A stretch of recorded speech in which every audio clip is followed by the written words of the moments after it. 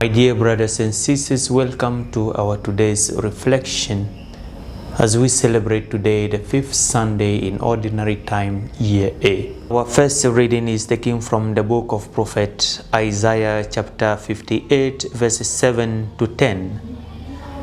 We meditate the Psalm 112 verse 4 to 9.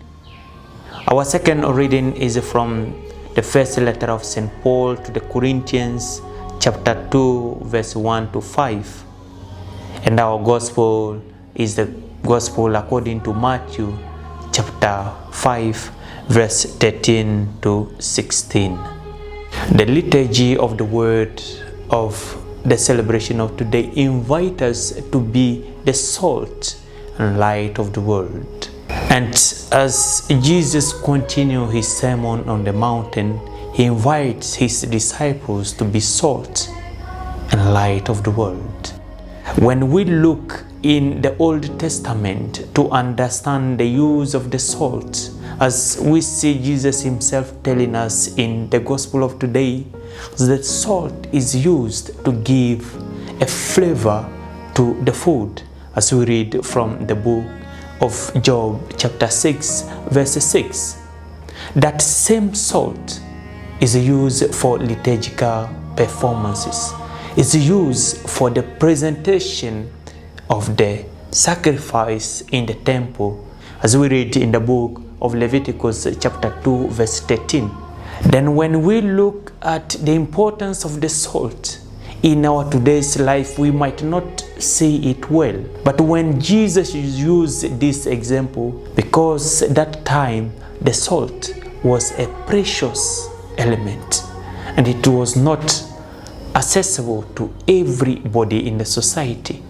Today, with the development, with technology, all of us, we have salt and we don't see anymore the importance of it. But at that time of Jesus, salt was a precious element in the life of the society.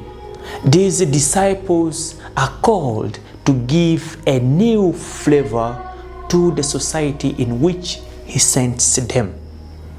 My dear brother, my dear sister, as the disciples of Christ, we are also invited to give a new flavor to the society in which we are living. Are you a salt? What is the new flavor you are adding to the society today? Being salt in the world or in the society is bringing justice, bringing love, as we read from the book of Isaiah chapter 58 verse 7 to 10. That's our first reading of today. Are you bringing peace in the society? Are you bringing love in the society? It is only a person of justice who is able to break the darkness in the society. And by breaking the darkness in the society, we bring a new flavor. And that new flavor comes from Jesus. And that's the Jesus St. Paul preaches to the people of Corinth, as we read in the second reading of today. When we look at the second element of our gospel of today, we are called to be the light of the society. How can somebody be a light of the society? When we look at the rosary, there are some rosaries, when you leave them close to the light and you switch off light, then you can see that these rosary are shining in the darkness. Why? Because they absorbed the light. We as the disciples of Christ, we need to absorb that light from Jesus, because he himself, he tells us in the gospel according to John chapter 8 verse 12 that I am the light of the world. And if we are his disciples, we are supposed to absorb that light from him and shine it in the society where we are living. It is only when we do that we'll be able to join the psalmists and sing and proclaim justice in the society. We cannot give what we don't have. If we don't have light, we cannot give that light to the society. If we don't have Christ, we cannot give Christ to other people. St. Paul had Christ.